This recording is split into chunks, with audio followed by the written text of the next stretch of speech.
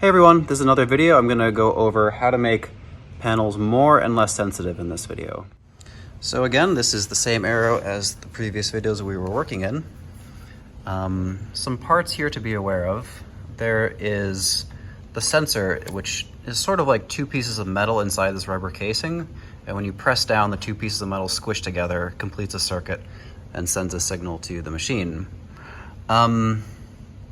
You can make that more and less sensitive by using tape modding, and there's two types of tape modding to be aware of. And there's this red tape that we have on top of the L bracket, and that is one type of tape modding. That does not really tie into the sensitivity. That is going to raise the panels to be more flush with the metal or lower them to be more recessed so you can kind of feel where you are. We tend to use this red mounting tape at Cabby. That's what I recommend using on top of the L bracket to raise and lower them. We generally only need one piece. And again, that doesn't tie into the sensitivity. It doesn't make them more or less responsive. It just raises them to be more flush or less flush. This stuff is pretty thick. If you want a more fine-grained raising and lowering, you can use masking tape. I recommend that. However, back on topic, to make a rubber sensor more or less sensitive, you can actually put tape under the L bracket.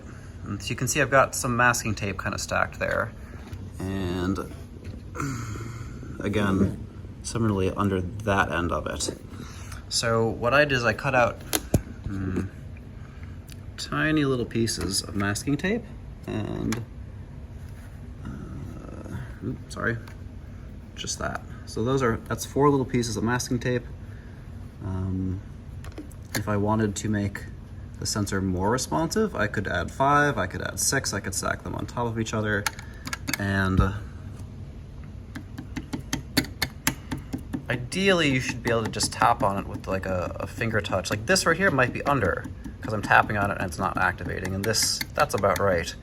But the more tape you add under, the more sensitive a side of it becomes. With the pad configured the way it is, this is the lower side. This is going to be more likely as your foot's traveling from this side to this side.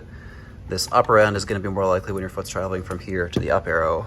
So you may not end up using the same amount of tape for each side of it. You may need different amounts. For example, here I've got 4 and 4, but this looks a little under. I might add a 5th or a 6th after this video. That's basic maintenance. There's not a hard and fast number. Every sensor is going to have a little bit of a different inherent sensitivity. You may need to play with it. You may need to play some games and get some way offs and some misses and see how that's going. If you're getting a lot of misses on your arrow, that means it's usually undersensitive. If you're getting a lot of way offs on your arrow, that almost always means it's oversensitive.